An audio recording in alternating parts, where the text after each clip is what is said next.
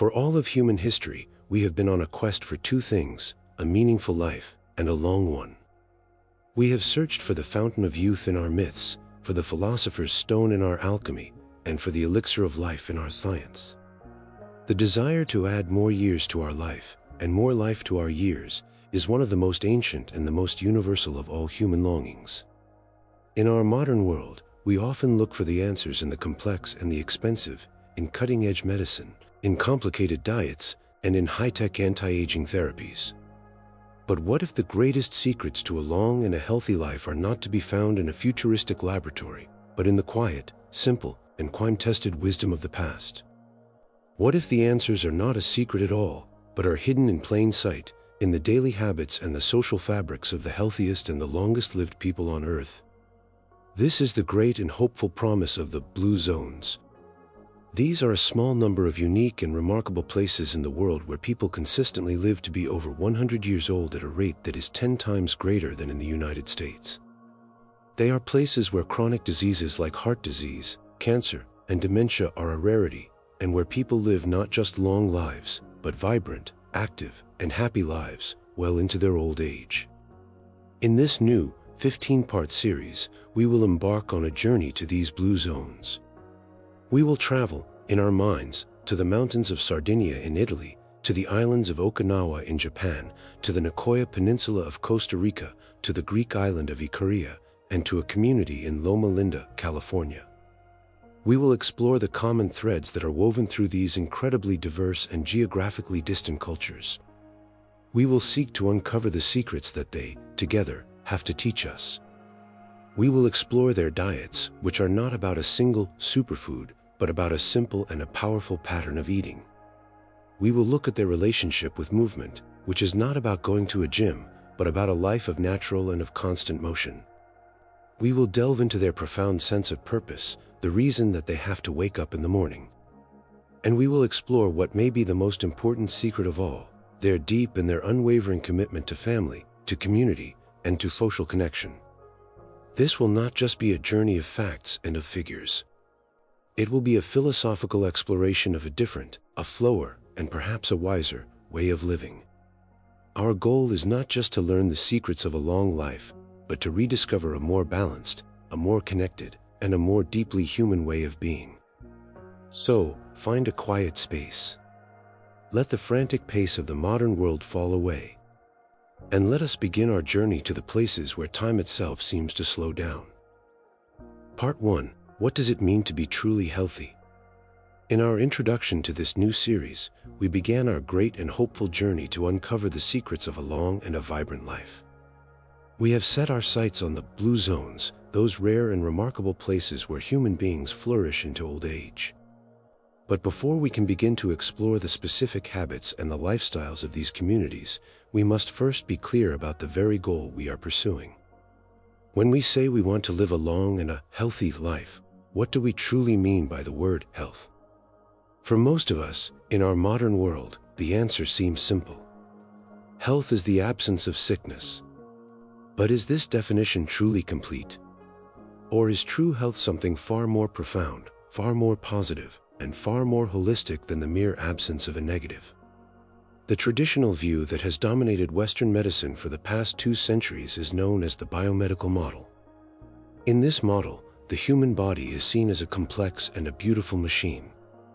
Health is the state of this machine when all of its parts are functioning correctly, according to their design specifications. Disease, in this view, is the result of a breakdown in the machine, a malfunctioning organ, an invading pathogen, or a genetic defect. The role of the doctor is that of a master mechanic, to intervene and to repair the broken part. This is a powerful and an incredibly useful model. It has given us antibiotics, surgery, and all the magnificent tools of modern medicine that have saved countless lives and have doubled our life expectancy. But it is also a profoundly limited model. Is a person who has no diagnosable illness, but who feels constantly stressed, who is chronically unhappy, and who feels a deep sense of loneliness and of alienation, truly a healthy person? Our intuition tells us no. This deep dissatisfaction with the purely biomedical model led, in the mid-20th century, to a revolutionary and a far more expansive reframing of our great question. In 1948, the newly formed World Health Organization put forth a definition that would change the conversation forever. Health, they declared, is a state of complete physical, mental, and social well-being, and not merely the absence of disease or infirmity. This was a profound shift from a negative definition of health to a positive one. It declared that true health is not just about avoiding sickness, it is about the active and the vibrant presence of well-being. This holistic model asks us to think of health as a state of balance between three interconnected dimensions of our being. Physical health is not just the absence of disease, but a state of vitality, of strength, and of the body functioning at its optimal level. Mental health is not just the absence of a psychological disorder, but is a state of emotional resilience, of a positive outlook, of a clear and a focused mind, and of a profound sense of purpose and of meaning. And, most radically, social health is the recognition that we are not isolated machines, but are deeply social and interconnected beings. It is the health that comes from having strong, loving, and supportive relationships, and from a deep and an abiding sense of belonging to a community. From this powerful and more complete perspective, these three dimensions are not separate. They are in a constant and a dynamic interplay. Our mental state affects our physical body. Our social connections affect our mental state. And our physical vitality affects our ability to engage with our world. True health is a state of harmony and of balance between all three. We have just expanded our understanding of health, moving beyond the simple absence of disease to a richer, more holistic vision of a balanced and a flourishing life. This modern, scientific, and holistic model seems powerful and complete. And yet, it is itself a product of a particular, Western way of seeing the world. To fully appreciate the depth of our question, what does it mean to be truly healthy? We must now turn, with a humble and an open mind, to the great wisdom traditions of other cultures, which have, for millennia, cultivated their own, unique, and often profound, understandings of human well-being. In traditional Chinese medicine, for example, health is not understood in terms of cells, of germs, or of biochemical pathways. It is understood in terms of energy. A healthy person is one in whom the vital life force, or qi, is flowing freely and in a balanced way throughout the body. And the entire universe, including the human body, is seen as a dynamic interplay of two fundamental and complementary forces, yin, which is the feminine, the passive, the cool, and the dark principle, and yang, which is the masculine, the active, the hot, and the light principle. Illness, in this view, is the result of a blockage in the flow of qi, or an imbalance between the forces of yin and yang.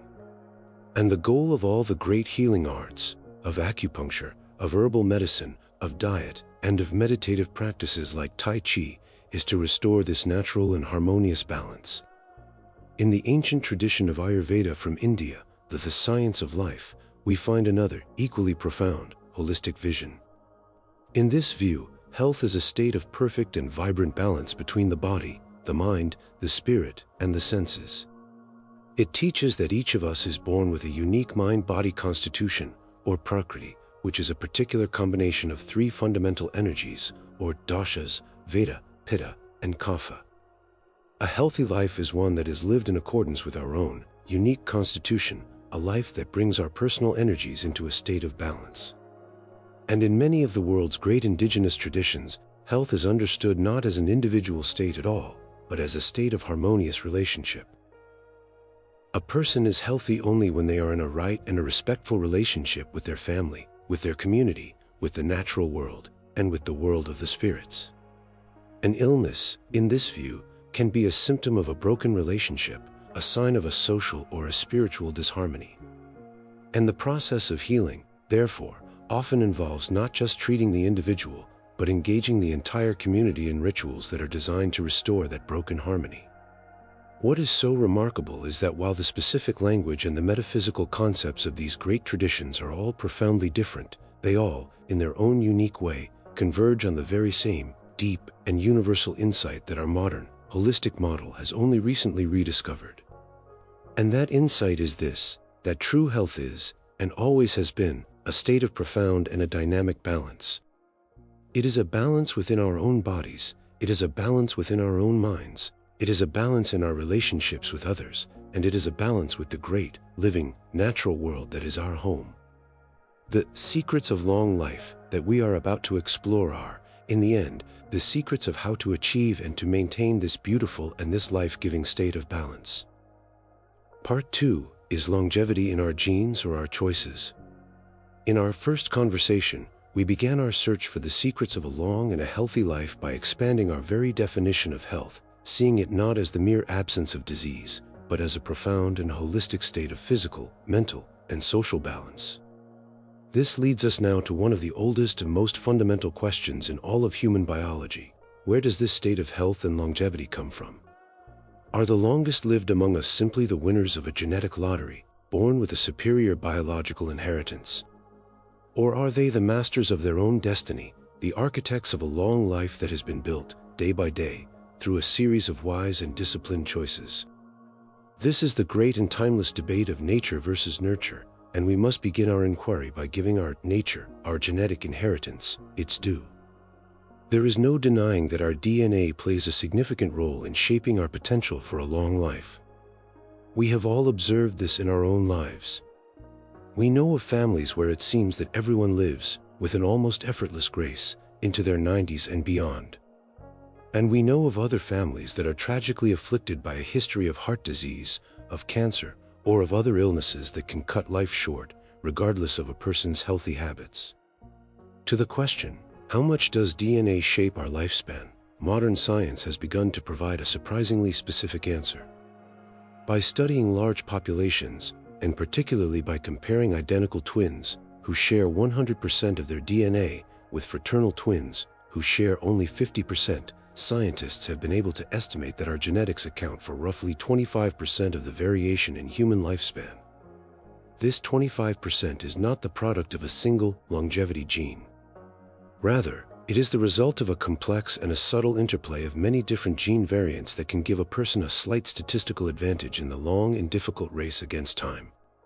Scientists who have studied the genomes of centenarians, people who live to be over 100 years old, have found that they are more likely to possess certain protective gene variants. Some of these genes are related to the functioning of our immune system, giving these individuals a more robust and a more resilient defense against infections. Other protective genes are related to cholesterol metabolism, helping to keep their cardiovascular systems healthy and free from the plaque that can lead to heart attacks and to strokes. And still other longevity genes are related to the fundamental processes of cellular repair and the control of inflammation, giving their bodies a superior ability to withstand the slow and steady accumulation of molecular damage that is the very definition of aging. And so, we must begin with the humble and the honest acknowledgement that we are not all born with the same biological starting line. At the moment of our conception, each of us is dealt a unique and an unchangeable hand of genetic cards. Some of us, through the pure and the random luck of the genetic lottery, are dealt a hand that is rich with these protective genes, a hand that gives us a greater potential for a long and a healthy life. Others are dealt a hand that contains a greater predisposition to certain age-related diseases. This is our nature. This is the biological blueprint, the set of potentials and of predispositions that we cannot change. But the great and hopeful secret of longevity is the discovery that this genetic hand, while it is important, is not the thing that ultimately determines the outcome of the game. We have just explored the undeniable and the powerful role that our genes play in setting the stage for our potential lifespan. It is a sobering reminder that we are, in part, a product of a biological lottery over which we have no control. And yet, this is only 1/4 of the story.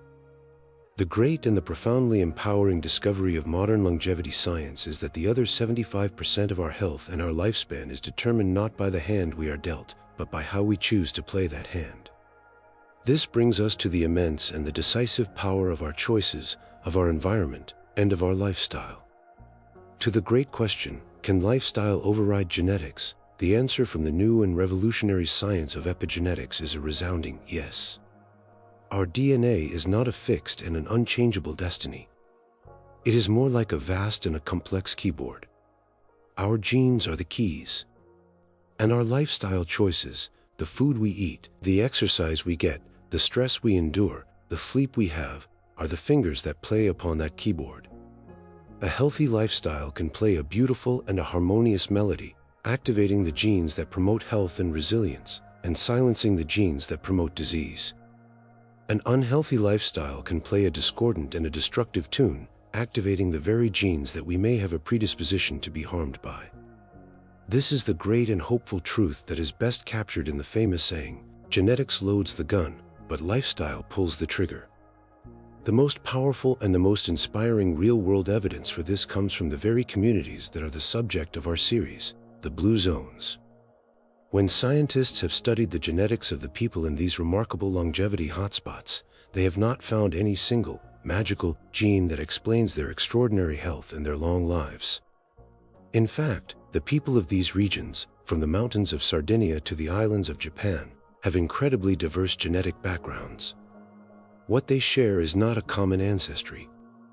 What they share is a common way of life. This leads us to our final question: why do some populations live longer than others?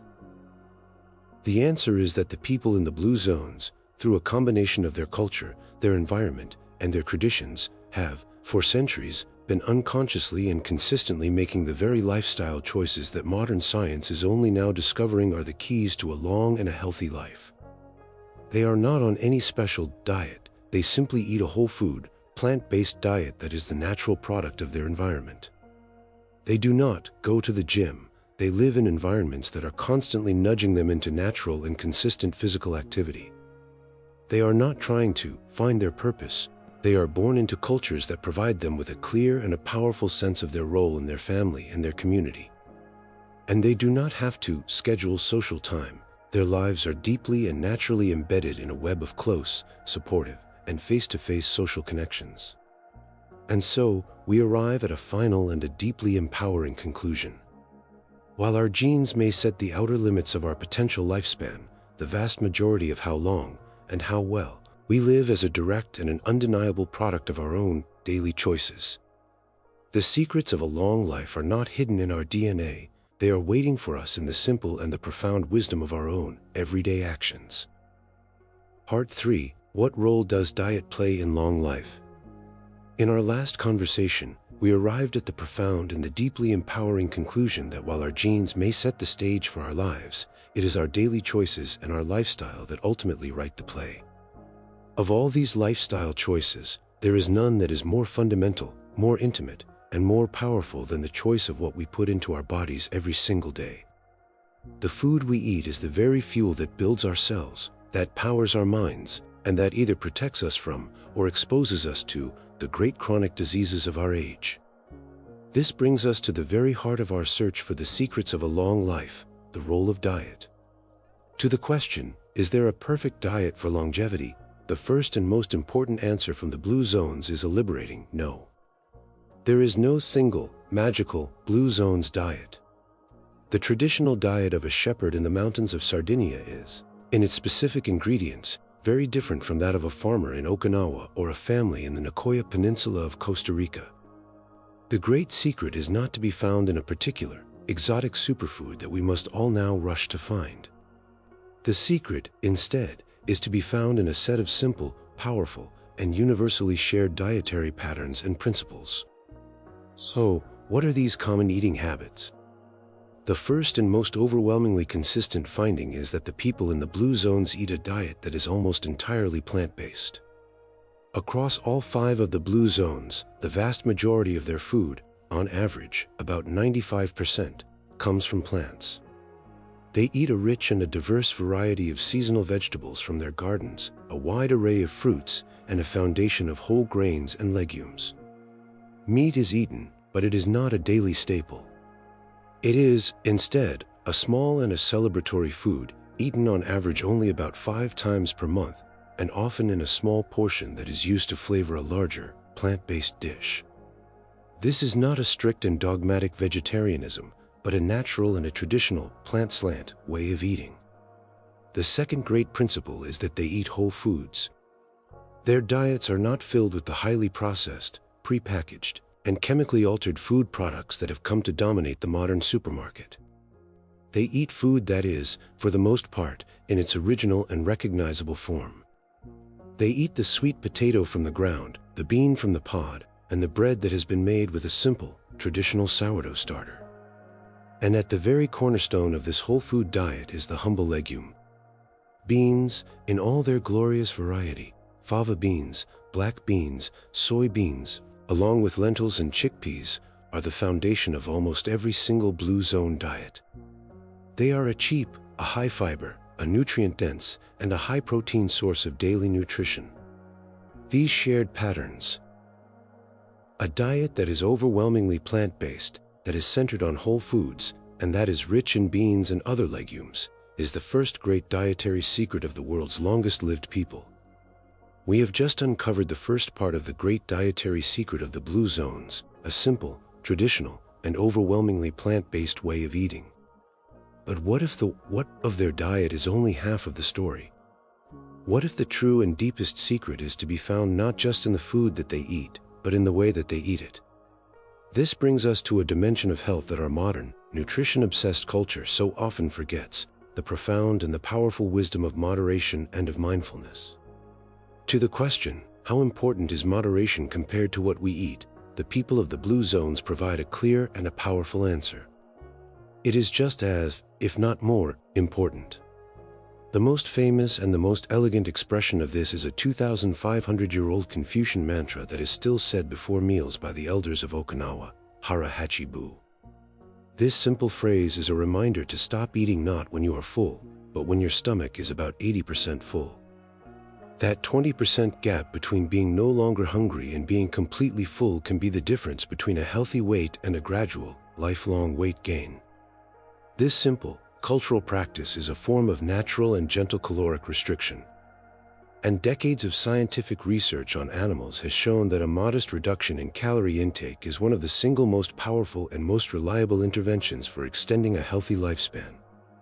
The Okinawans have, through this simple and mindful cultural habit, been naturally practicing one of the most potent anti-aging strategies that science has ever discovered.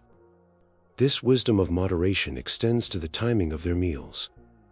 In most of the blue zones, people tend to eat their smallest meal of the day in the late afternoon or the early evening.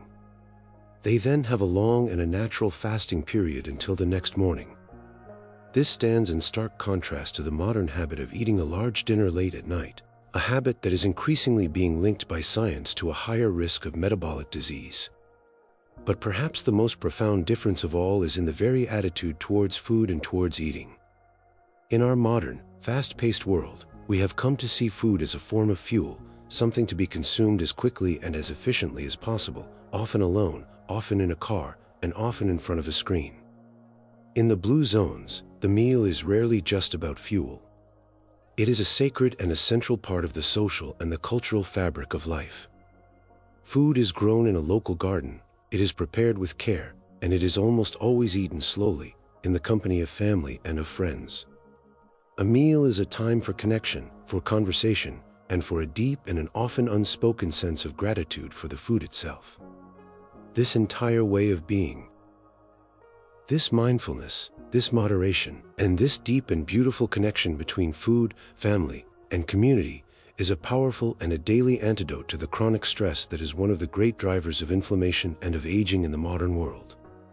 And so, the full secret of the Blue Zone's diet is a two-part answer. It is a diet that is simple, that is local, and that is overwhelmingly made of plants. And it is an attitude that sees food not just as fuel for the body, but as a profound and a joyful nourishment for the soul. Part 4. Does exercise really add years to life?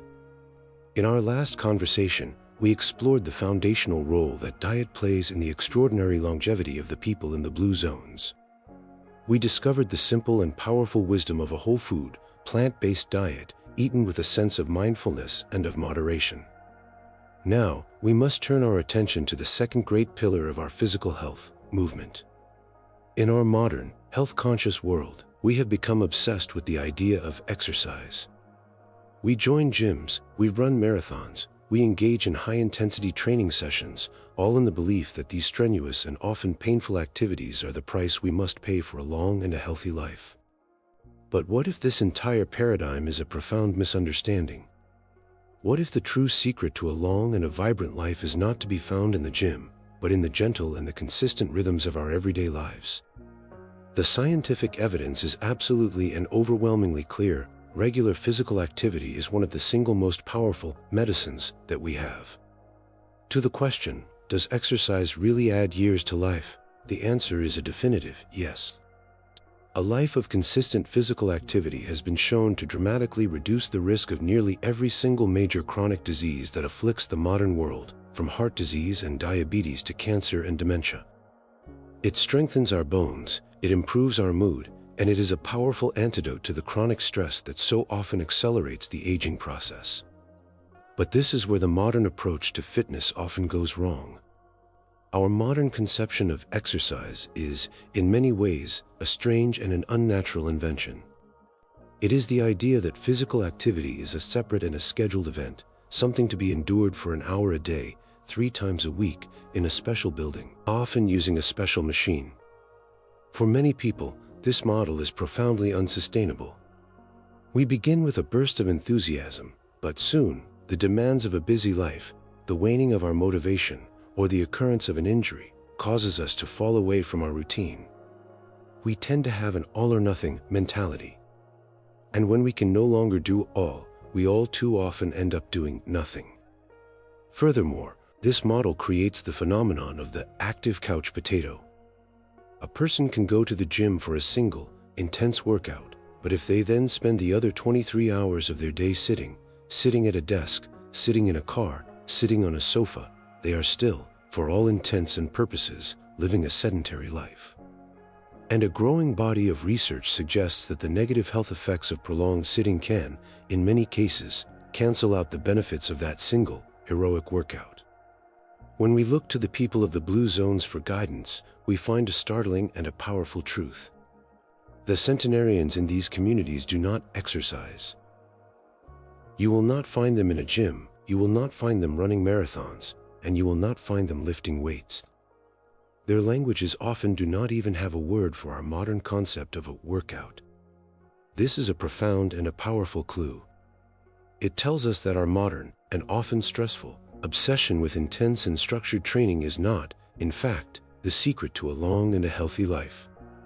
It tells us that there is a different, a more ancient, and a far more effective way. We have just challenged the very foundations of our modern approach to exercise, and we are left with a great and a hopeful puzzle. If the world's longest-lived people do not engage in what we would call exercise, then what is the secret to their remarkable physical vitality? The answer is as simple as it is profound. They have not outsourced their physical activity to a separate and artificial time or place. Instead, their cultures and their very environments have been designed in a way that constantly and naturally nudges them into a state of gentle and consistent natural movement. This leads us to our next great question. Is this low-intensity, natural movement more important than intense training? The great lesson from the blue zones is a clear yes. A lifetime of consistent, gentle, and varied movement is a far more powerful and a far more sustainable path to longevity than a lifetime of alternating between intense training and sedentary inaction. In the blue zones, movement is not a chore to be endured, it is an inseparable and an unavoidable part of daily life. The shepherds in the mountains of Sardinia walk for at least 5 miles every day over hilly and rugged terrain. The centenarians of Okinawa all have a deep and a lifelong passion for gardening, an activity that involves a wide range of low-intensity movements, from bending and reaching to walking and carrying. The people of Nicoya, in Costa Rica, still, to this day, grind their corn by hand. And in almost all of the blue zones, walking is the primary and the preferred mode of transportation. A trip to the market, a visit to a friend's house, or a journey to a place of worship is not seen as an inconvenience. It is a natural and a pleasant opportunity for a walk and for a conversation. To the question, can these daily habits outweigh structured workouts? The answer is, again, an absolute yes. The people in these communities are, in a very real sense, getting more and better exercise than the average person in the modern world who goes to the gym 3 times a week. And the crucial difference is that none of it feels like exercise. It is the slow, steady, an almost unconscious accumulation of these countless, small acts of natural movement, day after day, year after year, that is the true and the powerful secret to their lifelong health and to their vitality. It is the steady and the gentle drip of water that, over a lifetime, wears away the stone of age-related decline. The great lesson for us, who live in a modern world that has been brilliantly and tragically engineered to remove all physical activity from our daily lives, is not that we should all abandon our homes and become shepherds in Sardinia. The lesson is that we must become the conscious and the intentional architects of our own environment. It is the lesson that we must find ways to reintroduce these natural nudges to move back into our own modern lives. It can be as simple as choosing to take the stairs instead of the elevator, of parking our car a little farther from the entrance to the store, of using a standing desk for part of our workday, or of planting a small garden in our backyard. The goal is to make movement not another stressful and scheduled task on our to-do list, but an integral, a natural, and a joyful part of our everyday existence. Part 5. Can stress shorten life? In our continuing search for the secrets of a long and a healthy life, we have so far explored the great, tangible pillars of our physical well-being, the food we eat and the way we move our bodies. But now we must turn our attention from the visible to the invisible, to a silent, a pervasive, and a profoundly powerful force that, more than almost any other in our modern world, has the power to either protect our health or to destroy it. We must talk about stress. We all know what it feels like. But how does this internal, psychological experience translate into a real, physical effect on our lifespan? And can the chronic stress of modern life literally shorten our lives? To understand this, we must first understand that stress itself is not our enemy. The human stress response is a magnificent and an ancient survival mechanism, a brilliant adaptation that was designed for a world of immediate, physical threats. When our ancient ancestors were confronted by a saber-toothed tiger, their bodies would instantly trigger the fight or flight response. The adrenal glands would release a powerful flood of hormones, primarily adrenaline and cortisol. This would cause the heart to beat faster, the blood pressure to rise, and the liver to release a surge of glucose into the bloodstream for quick energy. At the same time, it would shut down all non-essential, long-term projects. It would suppress the immune system, it would halt digestion, and it would inhibit the functions of growth and of reproduction. This is a brilliant and a life-saving response, if you are actually facing a saber-toothed tiger. The great and tragic problem of our modern lives is that our bodies have not yet learned to distinguish between a physical threat and a psychological one. Our fight-or-flight system is triggered not just by a predator, but by a traffic jam, by a difficult deadline at work, by a financial worry, or by an argument with a loved one. And unlike the saber-toothed tiger, which would either be defeated or would defeat us in a matter of minutes, these modern, psychological stressors do not go away. They are persistent. They are chronic. This means that many of us are living in a state of constant, low-level physiological alarm. Our bodies are perpetually bathed in a toxic and a corrosive sea of stress hormones. And to the question, how does this chronic stress harm the body? The answer from modern science is that it does so in a systematic and a devastating way. The constantly elevated levels of cortisol and the high blood pressure damage our arteries, dramatically increasing our risk of heart attack and of stroke. The chronic suppression of our immune system makes us more vulnerable to infections and can even increase our risk of developing certain cancers. Most importantly, chronic stress is a powerful driver of inflammation, a low-level, systemic irritation that is now understood to be a key and a causal factor in almost every single major age-related disease, from Alzheimer's to arthritis. And the damage goes all the way down to our very DNA. Chronic stress has been scientifically shown to shorten our telomeres, the protective caps at the ends of our chromosomes. And the length of our telomeres is one of the most accurate and direct biological markers of our cellular aging. The conclusion is a simple and a sobering one. Chronic stress is not just an unpleasant feeling.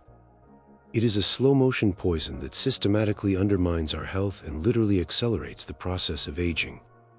We have just painted a bleak and a terrifying picture of the destructive power of chronic stress. It is a silent and an invisible killer, a fundamental and seemingly inescapable feature of our fast-paced, high-pressure, modern world. It is easy, in the face of this, to feel a sense of helpless resignation. And yet, when we turn our gaze to the world's blue zones, we find a powerful and a hopeful lesson. The people in these communities are not living lives that are free from stress. They are not strangers to hardship, to loss, or to worry. And yet, they do not suffer from the same epidemic of chronic, stress-related diseases that plagues the rest of the developed world. What is their secret? The answer is that they have, as a central and an integral part of their culture, a set of simple, powerful, and daily rituals for what the researcher Dan Buettner has called downshifting. They have an intuitive and a time-tested understanding that stress is a part of life, and that the key is not to avoid it, but to have a consistent and a reliable practice for shedding it. These downshifting rituals are not complex or expensive. They are simple, they are accessible, and they are woven into the very fabric of their daily lives. The traditional Okinawans, for example, take a few moments each day to remember and to honor their ancestors. The people of Ikaria, in Greece, have a culture that is built around the sacred and the non-negotiable practice of the daily afternoon nap. The shepherds of Sardinia have their own daily ritual, a happy hour, a time at the end of the day to gather with their friends and their neighbors, to share a glass of local wine, and to decompress from the stresses of the day. And the Seventh-day Adventists of Loma Linda, California, have a weekly and a profound ritual of downshifting that is built into the very structure of their faith. The Sabbath, a 24-hour sanctuary in time, from sunset on Friday to sunset on Saturday, a day in which they are commanded to stop all of their work, to rest, to reflect, and to focus on their faith, their family, and their community. To the question, can resilience and mindfulness counter its effects? The answer that these cultures provide is a resounding yes. These cultural rituals are all, in their own unique and beautiful ways, forms of mindfulness. They are practices that allow a person to step out of the anxious and the future-oriented, doing, mode of the mind, and to enter the calm and the present-focused, being, mode. They are the daily and the weekly reset buttons that prevent the acute, everyday stressors of life from accumulating and from metastasizing into the toxic, chronic stress that causes so much damage. This leads us to our final and most profound question: is a completely stress-free life even possible, or even desirable? The answer is no. A life that was entirely free from stress would be a life without any meaningful challenges, a life without any growth, and a life without any passion. It would be a life of profound and of almost unbearable boredom. The great wisdom of the Stoic philosophers and of modern psychology is that there is a difference between distress and what is called eustress, or good stress. It is the eustress of a meaningful challenge that pushes us to grow, that gives us a sense of purpose, and that is a key ingredient of a flourishing life. The secret of the blue zones, then, is not that they have eliminated stress. It is that they have, through their ancient and their time-tested wisdom, mastered the art of balance. They have created a culture that embraces meaningful challenges, but that also, and just as importantly, honors and protects the sacred and the healing power of rest. Part 6: How important is sleep for longevity? In our continuing search for the secrets of a long and a healthy life, we have so far explored the great, tangible pillars of diet and of movement. But now we must turn our attention to a third and an equally vital pillar, one that is often the most neglected and the most misunderstood in our modern, productivity-obsessed world. We must explore the profound and the mysterious world of sleep. For many of us, sleep is seen as a kind of necessary evil, a period of unproductive downtime, a waste of precious hours that could be better spent working, or socializing, or consuming entertainment. We wear our exhaustion as a badge of honor and we boast about burning the midnight oil. But what if this entire cultural attitude is a profound and a dangerous mistake? What if sleep is not an absence of activity, but is, in fact, one of the most active and the most essential biological processes for our long-term health and our survival? To the question, can poor sleep shorten our lifespan? The answer from the overwhelming consensus of modern science is an absolute and an unambiguous yes. In fact, chronic sleep deprivation has been identified as one of the single most significant risk factors for nearly every major chronic disease that plagues the modern world. The evidence is so strong that the World Health Organization has even classified nighttime shift work, with its profound disruption of our natural sleep-wake cycle as a probable carcinogen. When we consistently fail to get the 7 to 9 hours of sleep that our bodies and our brains require, we are not just making ourselves tired, we are engaging in a slow-motion act of self-harm. How does this damage occur? When we are sleep-deprived, our bodies enter a state of low-level physiological stress. This leads to a cascade of negative effects. Our immune system is one of the first casualties. During sleep, our body produces and releases cytokines, a type of protein that is crucial for fighting off infections and for reducing inflammation. A single night of poor sleep can dramatically reduce our number of natural killer cells, our body's first line of defense against viruses and even cancer cells. Chronic sleep deprivation leaves us in a state of compromised immunity. Our cardiovascular system also suffers immensely. Poor sleep is strongly and directly linked to high blood pressure, to an increased heart rate, and to higher levels of inflammation, all of which are major risk factors for heart attack and for stroke. Our metabolic system is thrown into disarray. A lack of sleep disrupts our body's ability to regulate blood sugar, dramatically increasing the risk of developing type 2 diabetes. It also dysregulates the hormones that control our appetite, leading to an increase in cravings for high sugar, high-fat foods, and to inevitable weight gain. But perhaps the most dramatic and the most important work of sleep takes place within our brains. Recent discoveries have shown that during our deep sleep stages, the brain engages in a vital and a remarkable housekeeping process. A network of vessels, known as the glymphatic system, flushes cerebrospinal fluid through the brain, clearing out the metabolic waste products that have accumulated during our waking hours. One of the most important of these waste products is a toxic protein called beta-amyloid. The accumulation of beta-amyloid plaques in the brain is the great and defining hallmark of Alzheimer's disease. Insufficient sleep, therefore, is now understood to be one of the most significant and most direct risk factors for developing dementia in later life. And so, the scientific picture is a clear and a sobering one. Sleep is not a luxury. It is a non-negotiable biological necessity, a nightly and an essential process of healing, of repair, and of renewal. We have just explored the dire and the scientifically proven consequences of sleep deprivation. It is a clear and a powerful warning against the hustle culture of our modern world. But if sleep is so profoundly important for our longevity, what can we learn from the people who have mastered it, the centenarians of the world's blue zones? Do these long-lived people share a common set of sleep patterns, and what can their ancient wisdom teach us about the art of rest? The first and most important observation is that the people in the blue zones do not hack their sleep. They do not need sleep-tracking devices, or special supplements, or complicated bedtime routines. Their secret is that their entire way of life, their environment, and their culture are all naturally and effortlessly conducive to a full and a restorative night's sleep. While there is no single, magical number of hours that they all sleep, they do share a common set of principles. They almost all get a full 8 or more hours of sleep per night. And their sleep is aligned with the natural cycles of day and night. They tend to go to bed not long after the sun goes down, and they wake with the first light of the morning. Their lives are not filled with the constant, sleep-disrupting blue light of screens that illuminates our modern nights. Furthermore, in several of the blue zone cultures, such as those in Ikuria and Sardinia, the short afternoon nap is a sacred and a culturally ingrained ritual. This is a powerful and a time-tested way to shed the stresses of the day and to improve cognitive function. To understand why this is so effective, we must understand what is happening during our sleep, particularly during our deepest, non-REM stages, known as slow-wave sleep. This is the great and active workshop of the body and the brain. It is during this deep sleep that our body does most of its physical repair work. Our pituitary gland releases a surge of growth hormone, which helps to repair our muscles and our tissues. Our immune system is at its most active, building its memory and its defenses.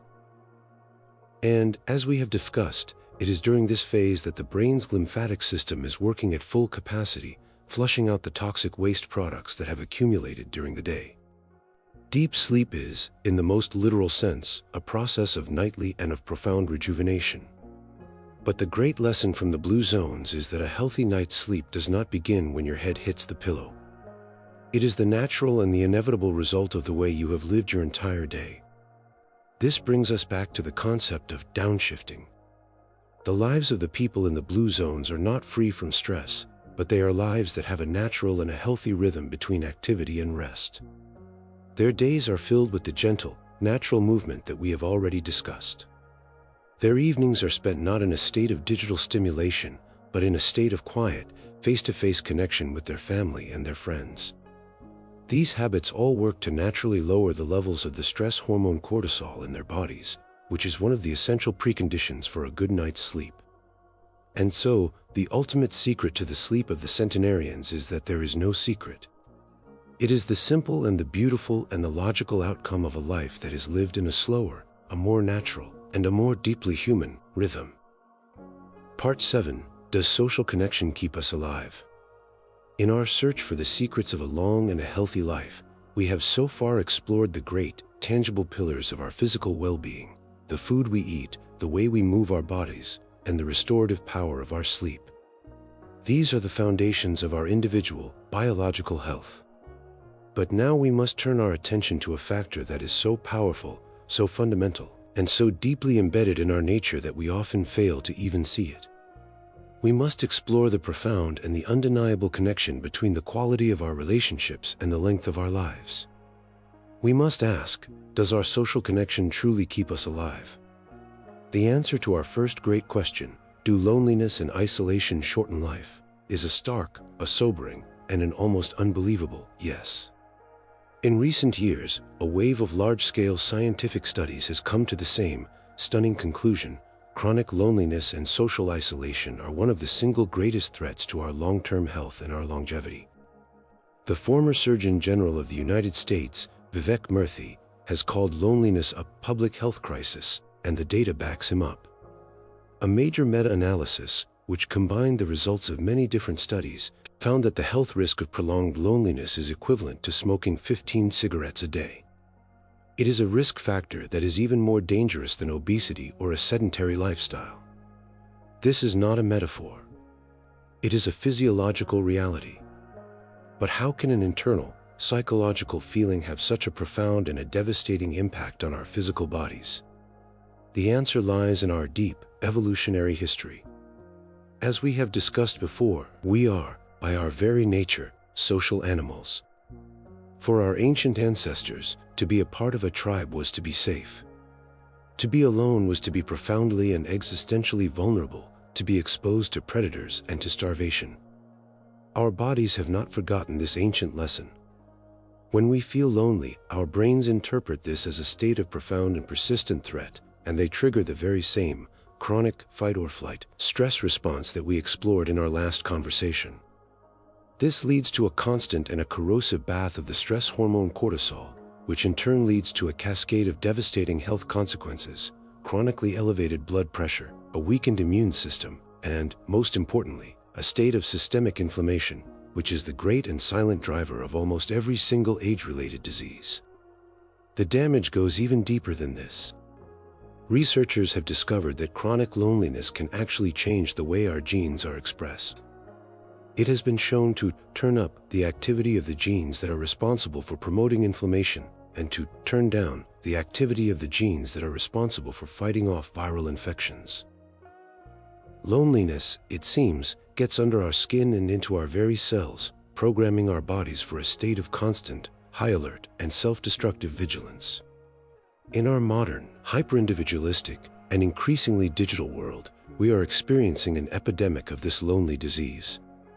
And the great and paradoxical tragedy of our time is that in an age where we are, on the surface, more connected than ever before, we have never been more profoundly and more dangerously alone. We have just confronted the stark and the sobering reality of loneliness is a modern-day plague, a silent and an invisible killer that is as dangerous to our health as smoking. If social isolation is the disease, then where are we to find the cure? The answer is as simple as it is profound. It is the great and the universal lesson that is taught to us, with a quiet and an undeniable clarity, by every single one of the world's blue zones. The cure for the disease of loneliness is a life that is deeply and authentically embedded in a loving and a supportive community. To the question, why do strong communities boost longevity? The people of the Blue Zones provide a living and a beautiful answer.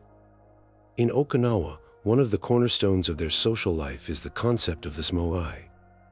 A moai is a small group of about 5 friends who are deliberately and explicitly committed to each other for life. They meet regularly to gossip, to share meals, to share their financial good fortune, and to provide a constant and a reliable source of emotional and social support through all of life's inevitable ups and downs. It is a culturally ingrained and a powerful, private social safety net. In the mountains of Sardinia, the culture is built around a profound and an unshakable devotion to family, and a deep and an abiding respect for the elders. The elderly are not isolated in retirement homes. They remain at the very center of family and of community life, which provides them with a powerful and a daily sense of belonging and of purpose. And in the Adventist community of Loma Linda, California, the weekly Sabbath provides a regular and a sacred time for the entire community to come together, face to face, to reinforce their social bonds and their shared identity. The biological mechanisms of this social cure are a perfect and a beautiful reversal of the mechanisms of loneliness. A positive and a supportive social interaction is the ultimate antidote to the body's stress response. It releases a flood of the hormone oxytocin, the bonding hormone, which has a powerful and a direct calming and anti-inflammatory effect on the body. It lowers our blood pressure, it reduces our levels of cortisol, and it promotes a state of healing and of restoration. Furthermore, our social networks powerfully and often unconsciously shape our health behaviors.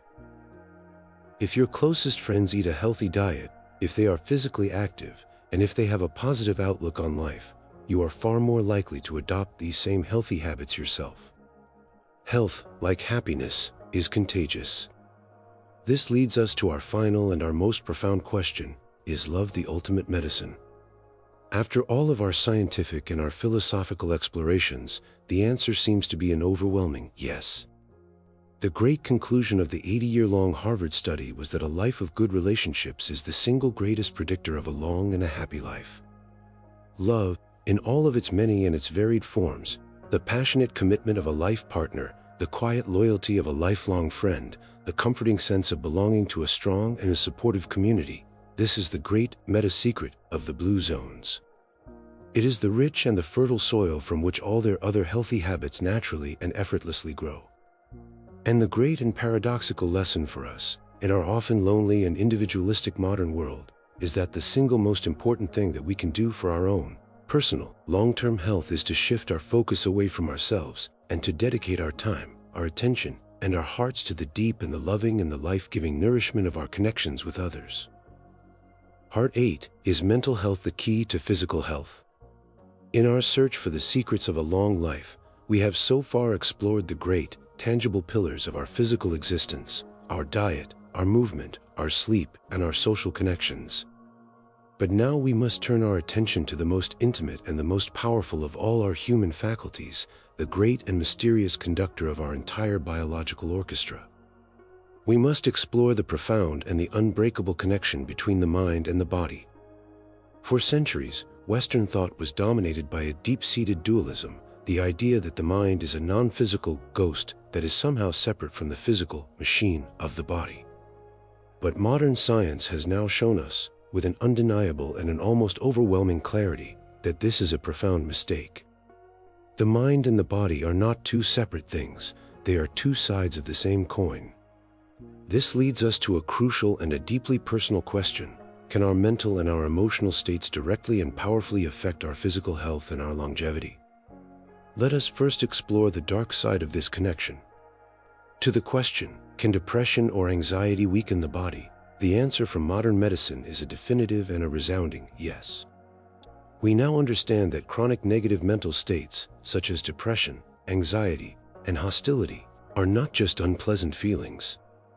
They are profoundly destructive physiological states that systematically damage our bodies and can directly shorten our lives. How does this happen? The primary mechanism is the chronic stress response. As we have discussed before, a state of anxiety or of depression is a state of constant, low-level psychological threat. Our brains interpret this as a persistent danger, and they keep our bodies in a perpetual state of fight or flight. The resulting, chronically elevated levels of the stress hormone cortisol act as a slow-motion poison. This hormonal state leads to a cascade of devastating physical consequences. It promotes chronic inflammation, which is now understood to be a primary driver of almost every major age-related disease, from heart disease and cancer to diabetes and dementia. It suppresses our immune system, leaving us more vulnerable to infections and less able to fight off diseases. And it directly damages our cardiovascular system by raising our blood pressure and by contributing to the buildup of plaque in our arteries. The damage is not just systemic, it is also behavioral.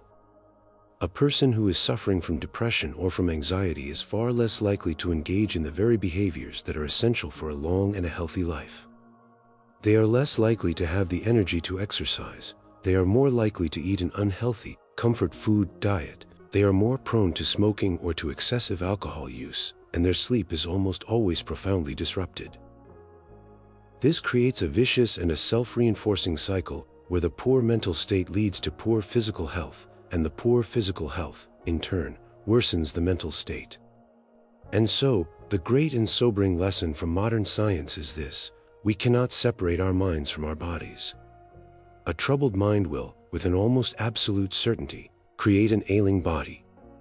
We have just confronted the sobering and the scientifically proven reality that our negative mental states can be a powerful and a destructive force, a poison that can weaken our bodies and can shorten our lives. But if this is true, then the opposite must also be true. If a troubled mind can make us sick, can a flourishing mind make us well? To the question, do positive emotions extend our lifespan?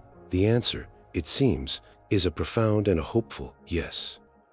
One of the most powerful and the most famous pieces of evidence for this comes from the Great Nun Study. This was a remarkable longitudinal study that followed a group of several hundred Catholic nuns over many decades. When these nuns had first entered the convent in their early 20s, they had each been asked to write a short autobiographical essay about their lives and their reasons for joining the order. Decades later, a team of researchers went back and analyzed the emotional content of these early life essays. What they found was stunning. The nuns who had expressed the most positive emotions in their writing, emotions like joy, love, hope, and gratitude, lived, on average, a full decade longer than the nuns who had expressed the least positive emotions.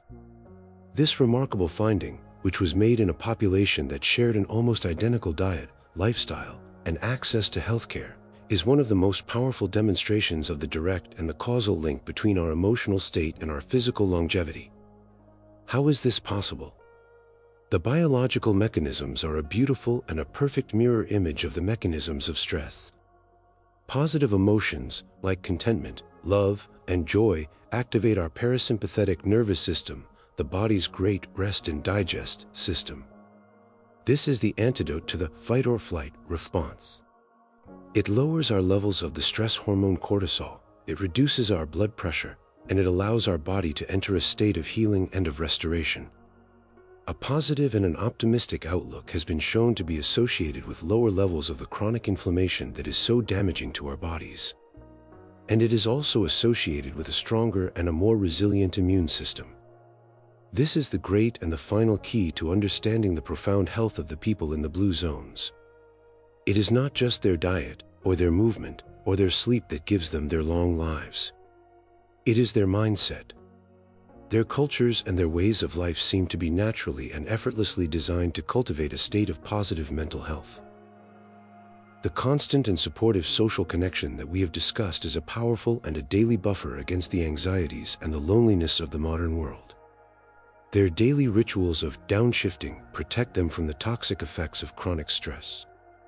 And, as we will explore in our next conversation, their profound and their abiding sense of purpose gives them a reason to wake up every morning, a powerful psychological resilience that is the very definition of a flourishing life. And so we arrive at our final conclusion. To the question, how tightly are the mind and the body connected? The answer is, absolutely and inseparably. A sound mind and a sound body are not two separate goals, they are a single, unified state of being.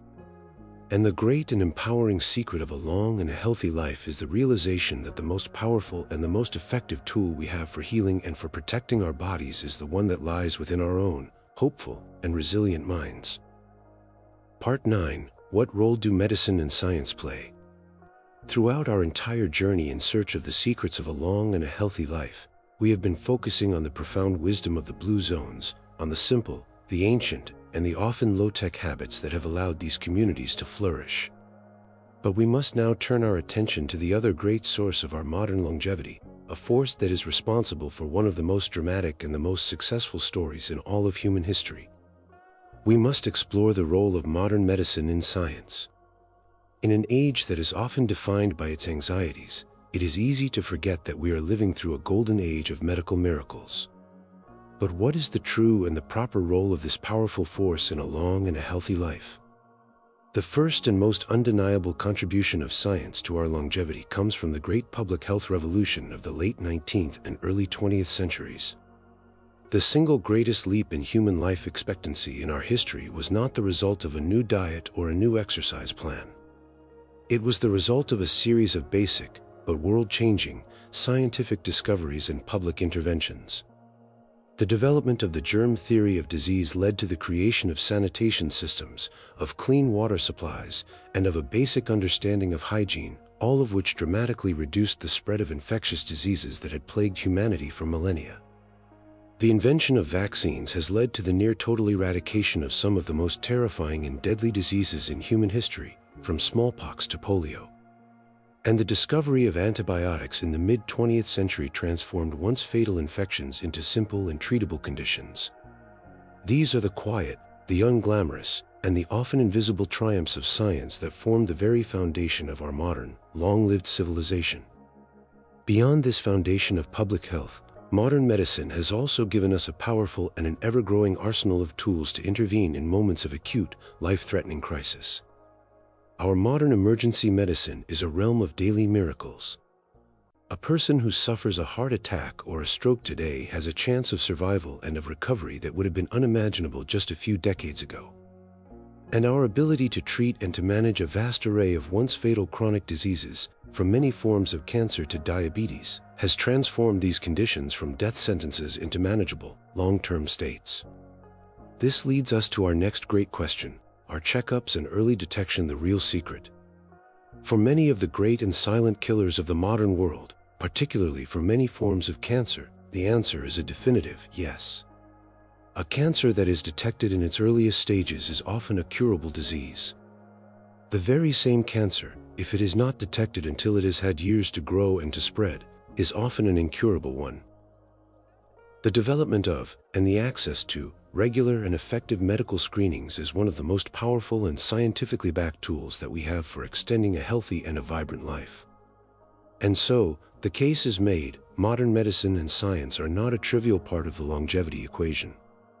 They are the great and heroic story of our species using its reason, its ingenuity, and its collective will to systematically and successfully fight back against the ancient and implacable forces of disease and of death.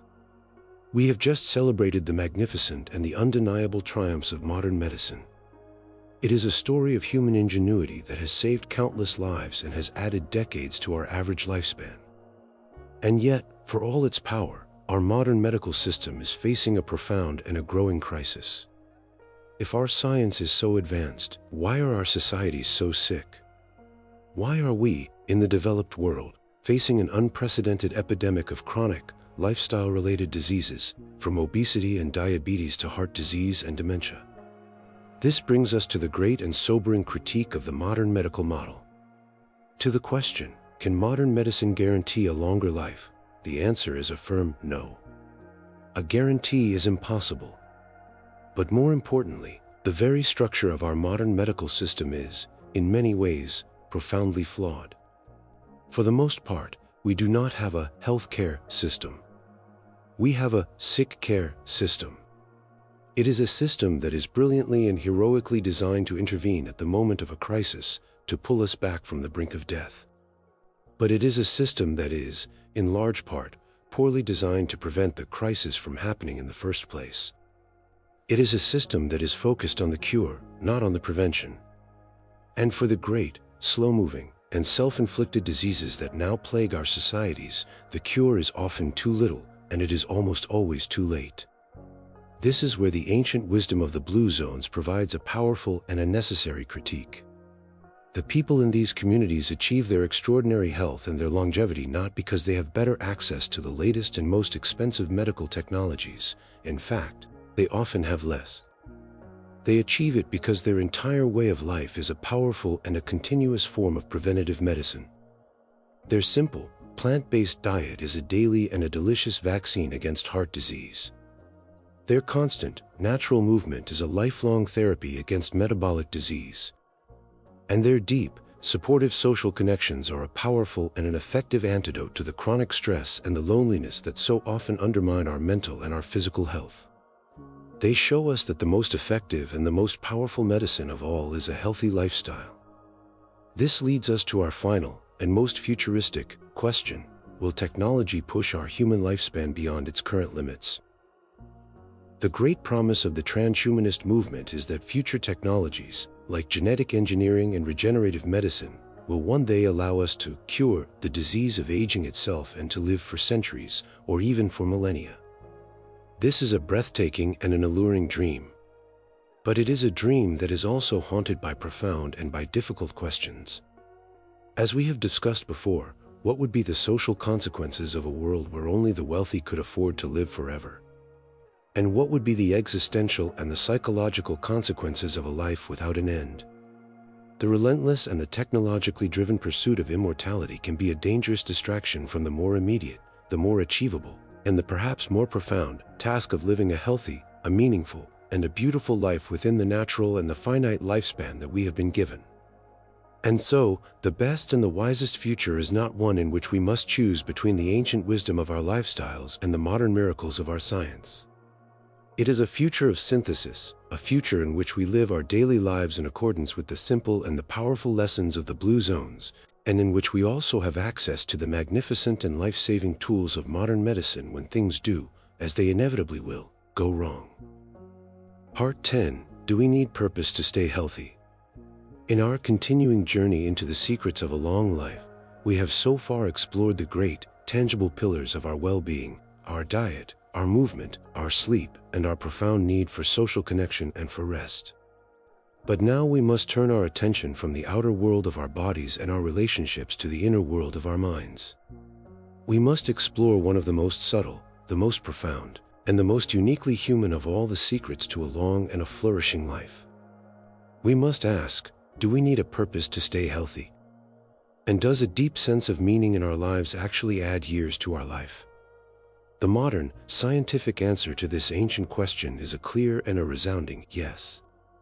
A vast and a growing body of psychological and epidemiological research has shown that a strong sense of purpose is not just a pleasant philosophical idea. It is a powerful and a statistically significant predictor of our physical health and our longevity. Numerous large-scale studies, which have followed thousands of people over many years, have consistently found that individuals who report having a high sense of purpose in their lives have a dramatically lower risk of mortality from all causes, and particularly from cardiovascular diseases like heart attack and stroke. The protective effect of having a sense of purpose is so strong that it has been shown to be comparable to the benefits of other, more well-known health factors, like regular exercise. This scientific discovery is, in fact, a modern validation of a piece of ancient wisdom that is a central and a defining feature of one of the world's most famous blue zones, Okinawa, Japan. The Okinawan language has a word for this life-giving sense of purpose. It is the word ikigai. This beautiful and untranslatable term can be roughly defined as the reason for which you get out of bed in the morning. It is the great and central why of a person's life. For the centenarians of Okinawa, their ikigai is not necessarily a grand or a world-changing ambition. It is often a simple, a humble, and a daily purpose, the responsibility of tending to one's garden, the joy of passing on traditions to one's great-grandchildren, the lifelong mastery of a craft like weaving or pottery, or the simple and the profound purpose of serving one's friends and one's community.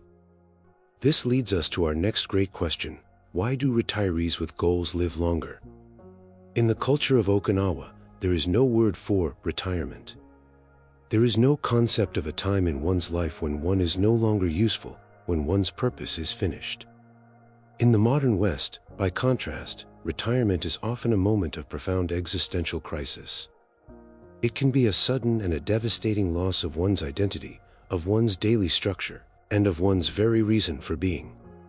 This sudden loss of purpose can, and often does, lead to a rapid and a tragic decline in both mental and in physical health. The great and the powerful lesson of the Okinawan centenarians is that to have a long and a healthy life, one must never retire from one's purpose. It is the North Star of our lives. It is the why that gives us the strength and the will to navigate the inevitable how of our daily struggles. And the science now shows that this North Star does not just guide our spirit, it actively and powerfully protects our bodies. We have just established the powerful and the scientifically backed correlation between having a sense of purpose and living a longer, healthier life. It is a profound and a deeply hopeful finding. But it leaves us with a deeper and a more fascinating question. How does this work? How can an abstract, a psychological, and a spiritual concept like purpose have such a direct and a powerful effect on our physical biology? Can a sense of purpose truly protect us from disease? The answer is yes, and it does so through a number of different, interconnected pathways. The first and most important of these is the stress buffering effect. As we have discussed before, chronic, unresolved stress is one of the most toxic and the most destructive forces for our long-term health. A strong sense of purpose is one of the most powerful and the most effective forms of psychological resilience. A person who has a clear and a compelling why for their life is far better equipped to weather the inevitable storms, the setbacks, and the stressors of the human experience. Their purpose acts as a kind of psychological anchor, a source of stability and of meaning that can prevent the acute stresses of daily life from metastasizing into the chronic, low-level anxiety and despair that we know is so damaging to our physical health. A sense of purpose is a powerful and a natural antidote to the corrosive effects of cortisol and of inflammation. The protective effects are not just psychological, they appear to be neurological. In one of the most stunning discoveries in this field, researchers have found that a strong sense of purpose seems to protect the brain against the ravages of Alzheimer's disease. In a long-term study of older adults, it was found that the people who reported a high sense of purpose were far less likely to develop dementia. Even more remarkably, when the researchers examined the brains of these individuals after their death, they found that some of the people who had shown no signs of dementia in their lives actually had brains that were, on a physical level, full of the plaques and the tangles that are the hallmark of advanced Alzheimer's disease. Their sense of purpose had, in some mysterious way, created a cognitive reserve, allowing their minds to continue to function at a high level despite the underlying physical damage to their brains. Finally, and perhaps most simply, a sense of purpose is a powerful motivator for healthy behaviors. A person who has a reason to live, a goal they want to accomplish, or a community they want to serve, is a person who has a powerful and an intrinsic motivation to take care of themselves. They are more likely to eat a healthy diet, to stay physically active, to get enough sleep, and to follow the advice of their doctors, not because they have to, but because they want to. They want to be healthy so that they can continue to pursue the purpose that gives their life its meaning. And so we see that purpose and health are locked in a beautiful and a mutually reinforcing upward spiral. A sense of purpose leads to a more resilient mind and to healthier behaviors. This, in turn, leads to better physical health. And a state of good physical health gives us the energy and the vitality to more fully and more joyfully pursue our purpose. Part 11. How do environment and lifestyle interact? In our continuing search for the secrets of a long and a healthy life, we have so far explored the profound impact of our own individual choices, the food we eat, the way we move our bodies, and the quality of our sleep and our rest. But we must now zoom out from the individual and consider a larger, and often invisible, force that is constantly and powerfully shaping these very choices. We must explore the role of our environment. For the first time in the history of our species, the majority of human beings now live in cities. We have built for ourselves a modern world of almost unimaginable convenience and of technological marvel. But has this new environment, for all of its benefits, come at a profound and a hidden cost to our health and our longevity. To the great question, does where we live shape how long we live? The answer from the science of public health is a definitive yes. And for many of us who live in large, modern, urban environments, the effects are often negative. We are, in a very real sense, like animals that have been taken out of our natural habitat and have been placed in a kind of comfortable and convenient zoo, an environment that is, in many ways, profoundly at odds with our ancient, biological nature. Let us consider the constant, low-level assaults of city life. The first is air pollution. The fine and the ultra-fine particulate matter that is pumped into the air by traffic and by industry is an invisible poison. It enters our lungs and our bloodstream, and it is a major and a direct cause of a host of deadly diseases, from asthma and lung cancer to heart attacks, to strokes, and even, as recent research is showing, to dementia. The second great assault is noise pollution. Our brains are hardwired to interpret loud and sudden noises as a potential threat, a signal that we should be on alert. The constant and inescapable background noise of a modern city, the roar of traffic, the wail of sirens, the noise of construction, is a source of profound and chronic stress. As we have discussed before, this chronic activation of our fight-or-flight system leads to a cascade of negative health effects, from high blood pressure to a weakened immune system. And this is then compounded by light pollution. The fact that our cities are never truly dark profoundly disrupts our natural, biological sleep-wake cycle, our circadian rhythm. This interferes with the production of the sleep hormone melatonin, leading to a poorer quality of sleep and all the negative health consequences that we know come with it. Finally, our modern environment has been brilliantly and tragically engineered to remove almost all physical activity from our daily lives. We have designed a world where we can spend our entire day sitting. We sit in our cars to commute to work, we sit at our desks all day, and we sit on our sofas to relax in the evening. This obesogenic environment, an environment that naturally encourages a sedentary life, is a primary driver of the modern epidemics of obesity and of type 2 diabetes.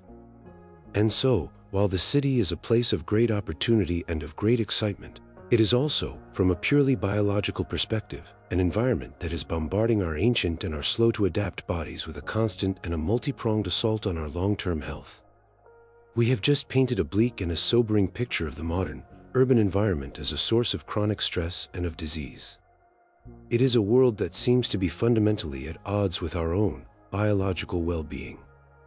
And yet, when we turn our gaze to the world's blue zones, we do not find a collection of isolated hermits living a pristine and an untouched life in the wilderness.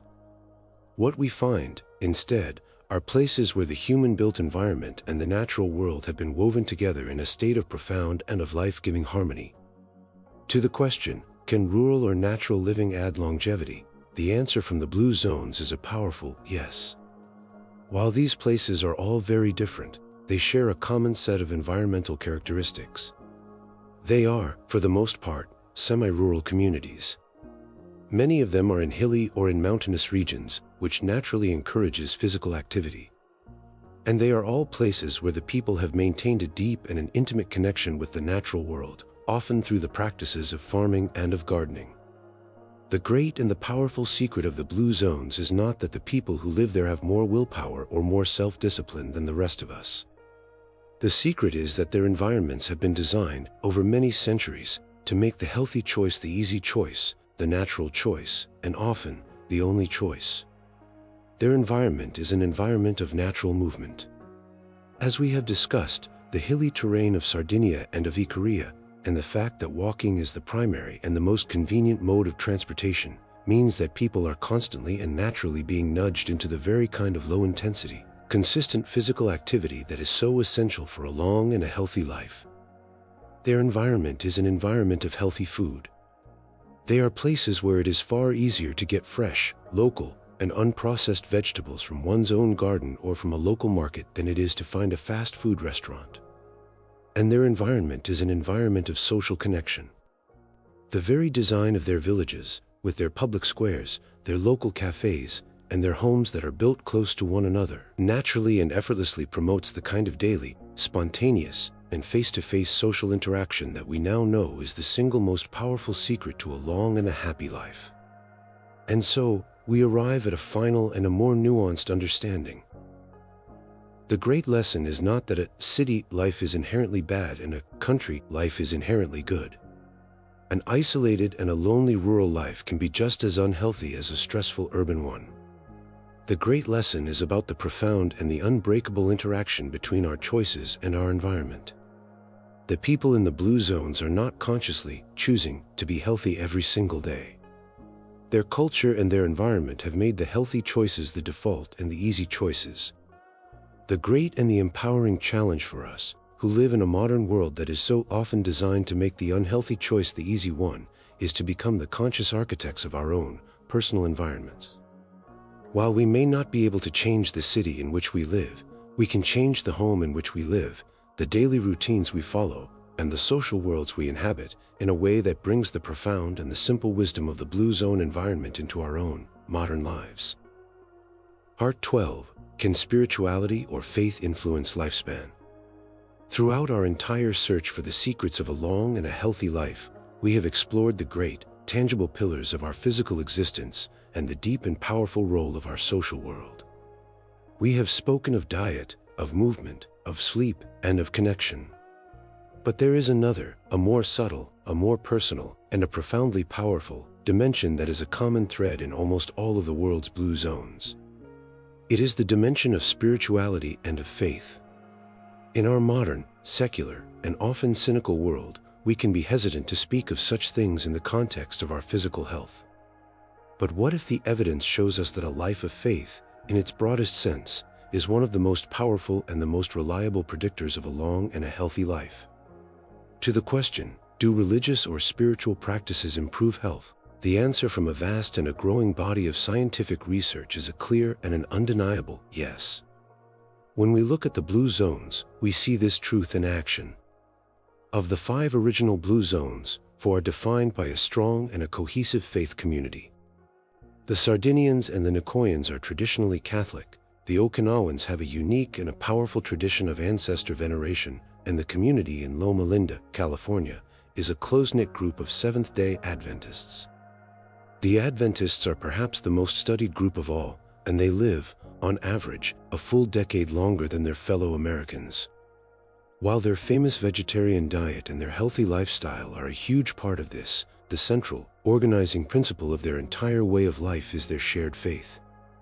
So how does this work? What are the mechanisms by which faith can translate into a longer life? The first and most powerful of these is social connection.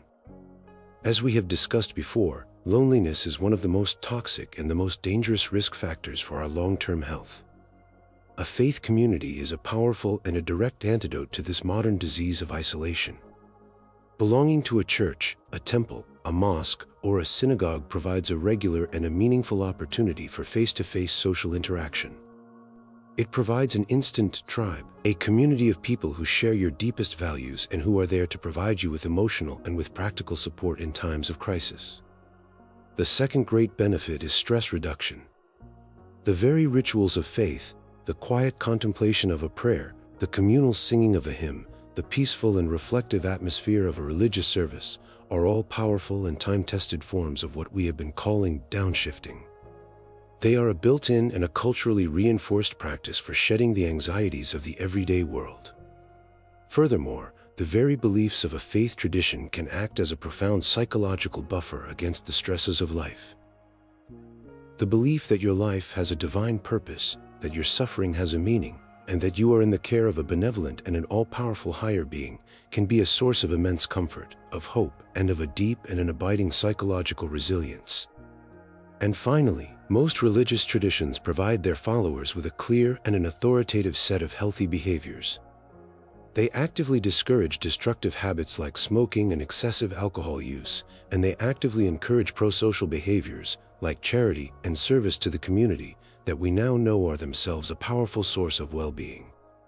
We have just explored the powerful and the well-documented ways in which belonging to a faith community can enhance our health and our longevity through the tangible benefits of social connection, of stress reduction, and of healthy behaviors. But is this the whole story? Or is there a deeper and a more direct connection between our inner, spiritual practices and our outer, physical health? We must now turn to the more mysterious and the more profound questions. Is meditation a form of medicine? And can the very power of our belief itself heal the body? Let us first consider the ancient practice of meditation, a practice that is at the heart of many Eastern spiritual traditions, but which has now been embraced by the secular world and has been studied extensively by modern science. The answer to our question is a resounding yes. Meditation is, in a very real sense, a form of medicine for the mind and for the body. As we have discussed, we know that chronic stress is a state of chronic inflammation, a state that is a primary driver of aging and of disease. Mindfulness meditation has been proven, in countless studies, to be one of the most effective and the most powerful tools for reducing this stress response. It can physically and measurably change the brain, shrinking the amygdala, which is the brain's fear center, and strengthening the prefrontal cortex, which is responsible for emotional regulation. This leads to a lasting reduction in the body's production of the stress hormone cortisol, and to lower levels of the inflammatory markers that are so damaging to our cells. Some groundbreaking, though still preliminary, research has even suggested that an intensive meditation practice can increase the activity of an enzyme called telomerase, an enzyme that can protect, and can even lengthen, the telomeres that are the protective caps on our chromosomes, a direct and a potential link between a mental practice and the slowing, or even the reversal, of cellular aging. This leads us to our final and most mysterious question: can belief itself heal the body? The answer is to be found in one of the most fascinating and the most powerful phenomena in all of medicine, the placebo effect. A placebo is an inert substance, like a sugar pill, that has no direct, pharmacological effect. And yet, when a patient is given a placebo and is told that it is a powerful medicine, in a significant number of cases, that patient's condition will genuinely and measurably improve. Their pain will decrease, their symptoms will subside, and their body will begin to heal itself. This is not all in their mind, in a dismissive sense.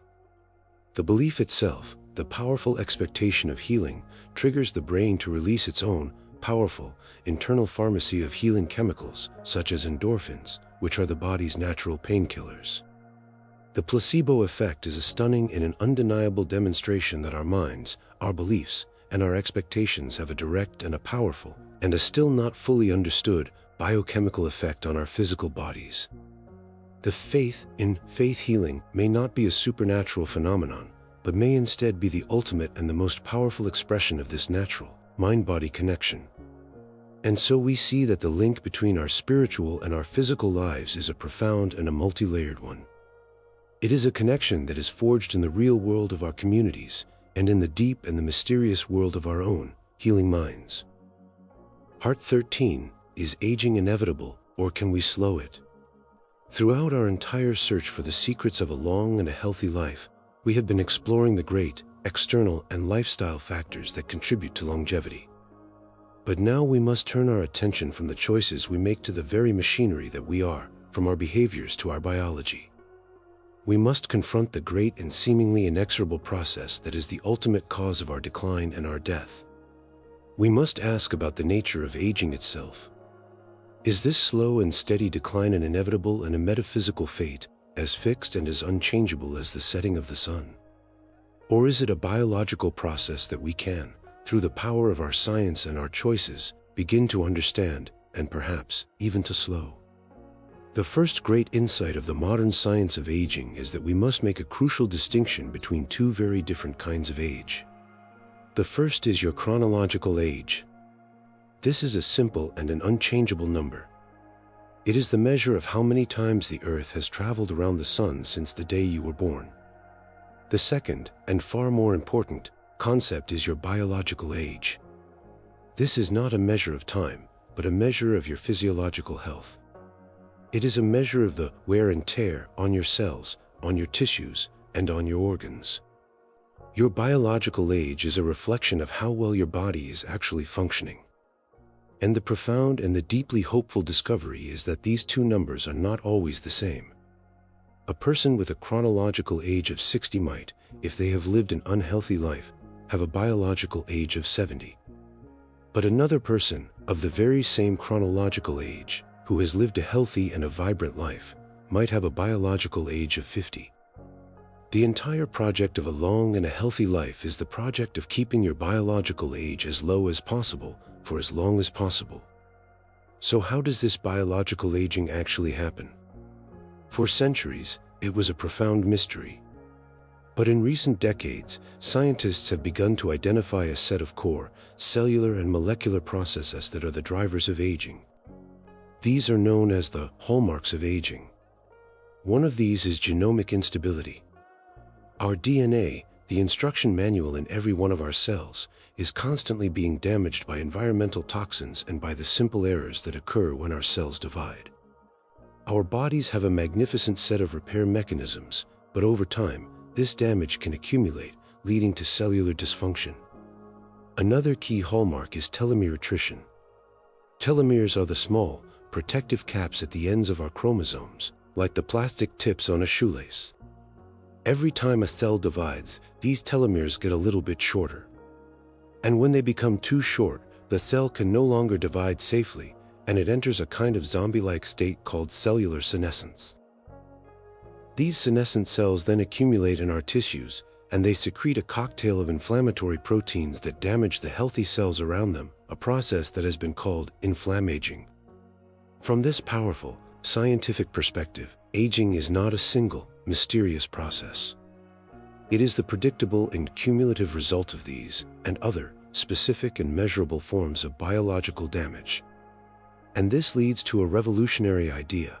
If aging is a form of damage, then perhaps it is a form of damage that can be repaired. We have just redefined our understanding of aging. It is not an abstract and an inevitable fate, but a concrete, a biological, and a multifaceted process of accumulating cellular and molecular damage. This new understanding opens up a breathtaking and a revolutionary possibility.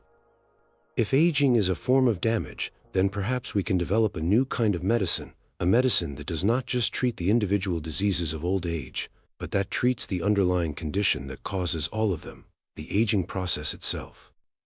This is the new and the exciting field of geroscience, and it leads us to our next great question.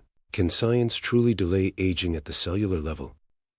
The answer, from the frontiers of modern biology, is a speculative, but an increasingly confident yes.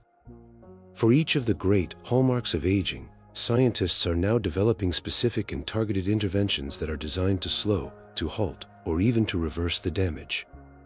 For example, a new class of drugs, called senolytics, is being developed with the specific purpose of seeking out and destroying those zombie, senescent cells that we have discussed. In animal studies, the results of this therapy have been nothing short of astonishing. Old mice, when treated with senolytics, have shown a rejuvenation of many of their tissues, a reversal of many age-related diseases, and a significant extension of their healthy lifespan. An even more radical and a more futuristic approach is that of epigenetic reprogramming. As we have discussed, our epigenome is the software that tells our genes which ones to turn on and which to turn off. As we age, this software becomes corrupted. Groundbreaking research has now shown that it is possible to reboot this software to return an old cell to a youthful state.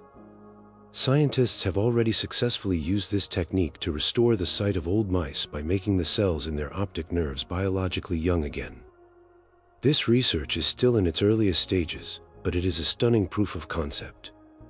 It suggests that our biological clock is not a one-way street, and that it may one day be possible to wind it backwards. This leads us to our final and most profound question: will this new, anti-aging medicine change humanity?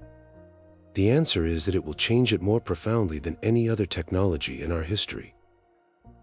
The social, the economic, and the ethical consequences are almost impossible for us to fully imagine. What would a world be like where the average, healthy human lifespan is not 80 years, but 150, or even more? Our entire conception of a human life, of education, of career, of family, and of retirement, would have to be completely and totally reinvented. And we would be faced with the greatest and the most terrible ethical challenge of all, the problem of inequality. These powerful, new therapies will, at least at first, be incredibly expensive.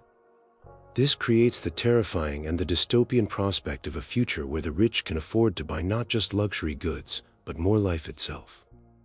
It is the prospect of a new and a permanent biological caste system, a world of long-lived, healthy immortals, and of ordinary, short-lived mortals. And so, the science of our time is presenting us with a future of almost unimaginable promise and of almost equally unimaginable peril. Part 14. Do small daily habits matter more than big changes? Throughout our entire search for the secrets of a long and a healthy life, we have been exploring the great and powerful pillars of well-being: our diet, our movement, our sleep, and our connections. But now, as we near the end of our journey, we must ask a question not about what we should do, but about how we should do it. Our modern culture is obsessed with the idea of the grand gesture, the radical transformation, the big change. We are drawn to the stories of people who have lost 100 pounds, who have run an ultramarathon, or who have completely reinvented their lives in a single, heroic burst of effort. But is this dramatic and high-intensity approach truly the path to a long and a healthy life? Or is the secret to be found in something much quieter, much smaller, and much more humble?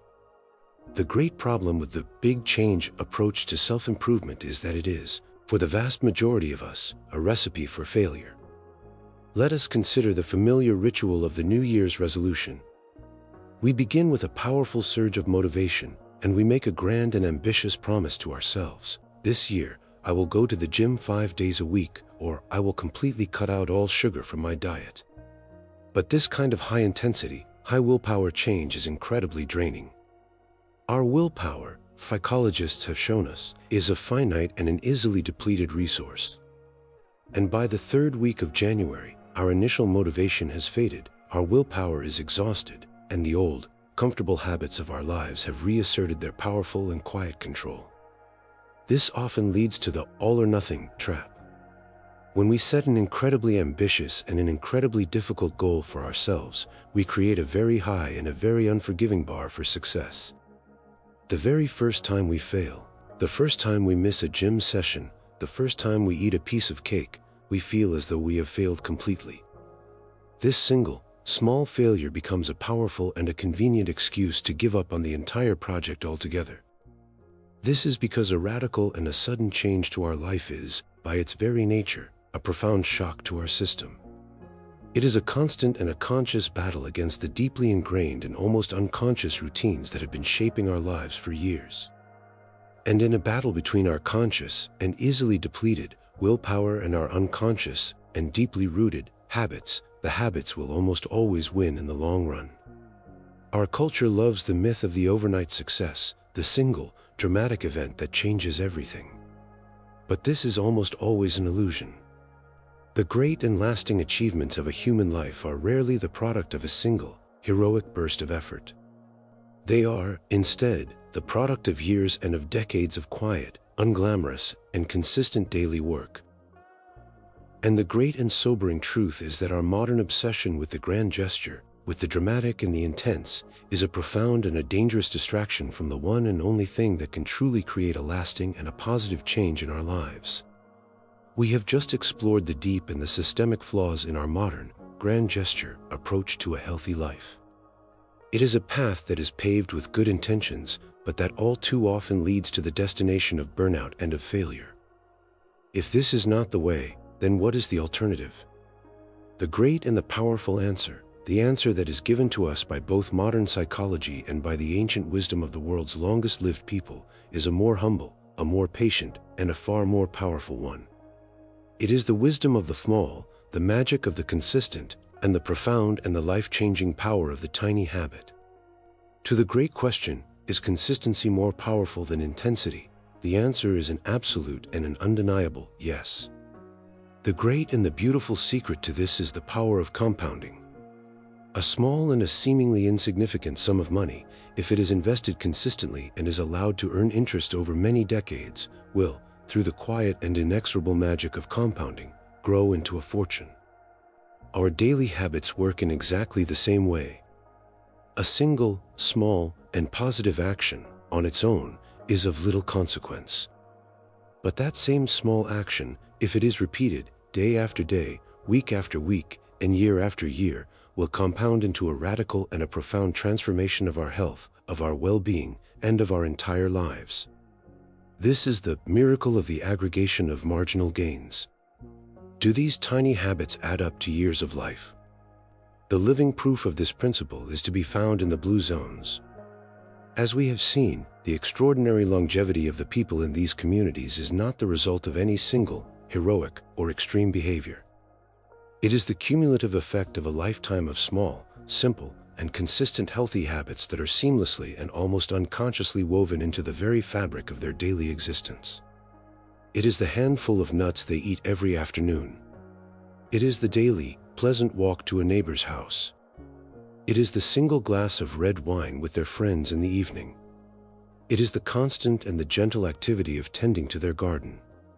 None of these things, on its own, is a powerful medical intervention.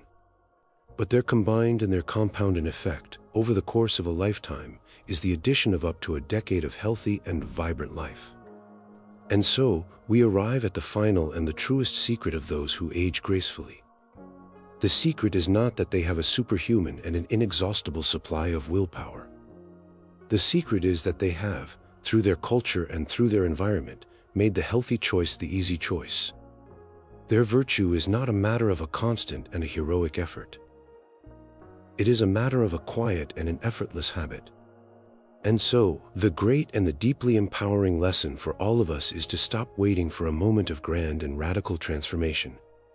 It is to, instead, turn our attention to the small, the humble, and the almost invisible choices that are right in front of us, in this very moment.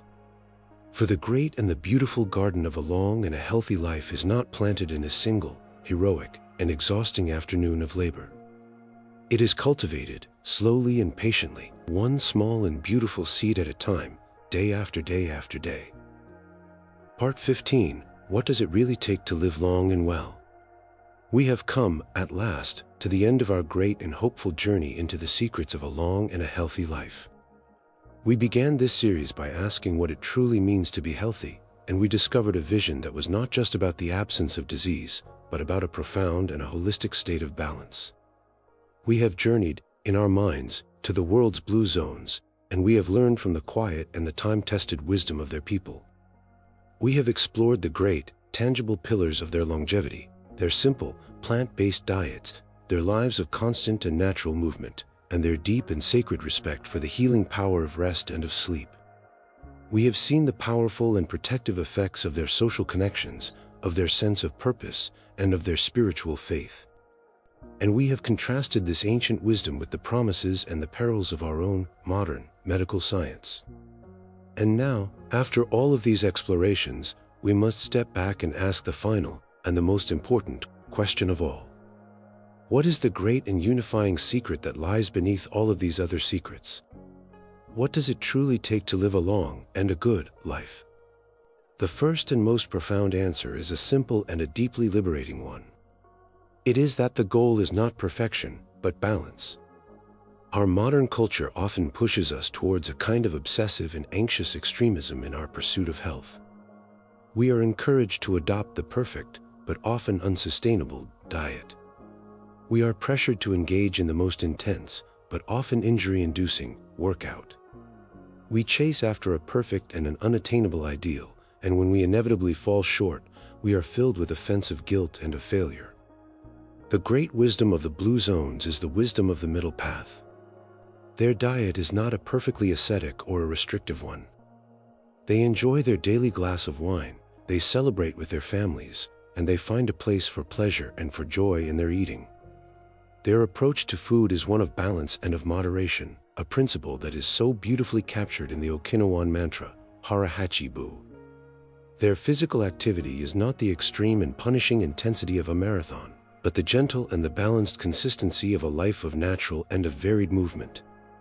And their mental and their spiritual lives are not a quest for a state of perpetual, unblinking bliss, but are a healthy and a dynamic rhythm between meaningful engagement and profound, restorative rest. The great secret is that these different pillars of their health are not a set of separate and competing priorities. They are an interconnected and a mutually reinforcing web. Their deep social connections encourage their healthy behaviors. Their sense of purpose is what gets them out of bed and into their gardens in the morning. And their natural, healthy diet gives them the physical vitality to be able to fully and to joyfully participate in the life of their community.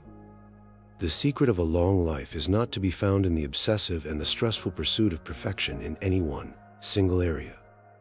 It is to be found in the gentle, the patient, and the wise cultivation of a life of overall harmony, a life in which all the different and the beautiful dimensions of our well-being are in a state of a constant and a supportive balance. We have just arrived at the great and the practical secret of the blue zones, the wisdom of balance. It is a profound lesson in the art of living. And yet, there is one final and even deeper question that we must ask. A long life is a magnificent gift, but a long life that is empty of joy, a long life that is devoid of meaning, and a long life that is without love would not be a gift, it would be a curse. And so, for our final meditation, we must ask, in the end, what is it that truly makes a long life worth living? After all of our scientific and our sociological explorations, the final answer returns us to the realm of the heart, to the very things that our modern, fast-paced, and productivity-obsessed culture so often dismisses as being soft, as being sentimental, or as being unimportant. To the question, do love, laughter, and gratitude matter most? The lives of the centenarians of the blue zones cry out with a single, unified, and a resounding yes. The great and final secret of a long and a well-lived life is that the quality of our years is determined not by our wealth, not by our status, and not by our achievements, but by the warmth and the depth of our human connections. It is the love of a life partner, the loyalty of a close-knit group of friends, and the comforting and the unshakable sense of belonging to a community. This, as the longest-running study on happiness in human history has shown us, is the single greatest and most reliable predictor of our long-term happiness and our health. And what are these loving communities filled with? They are filled with laughter and with joy.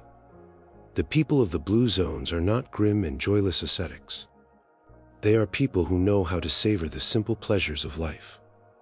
They take the time to gather with their friends at the end of the day, to share a good meal, to tell stories, and to laugh. They understand that the daily and the consistent experience of positive emotion is not a trivial pursuit, it is a powerful and a potent medicine for the soul. And finally, their lives are animated by a profound and an abiding sense of gratitude. It is a gratitude for the simple gift of the food from their garden, a gratitude for the love of their family, and a gratitude for the profound and the simple privilege of having a clear and a compelling purpose to wake up to every single morning. And so, we have come to the end. What is the ultimate secret of a long and a happy life? It is to build a life upon the simple and the powerful pillars of a whole food, plant-based diet, of natural and consistent movement, and of a deep and restorative respect for rest. But most of all, it is to build that life within the warm and the loving embrace of a strong and a supportive community. It is to have a reason to wake up in the morning, and to have people to share your days and your nights with. The ultimate secret of the blue zones is that there is no secret at all. There is only the timeless, the beautiful, and the simple wisdom of a life that is lived slowly, that is lived simply, and that is lived together.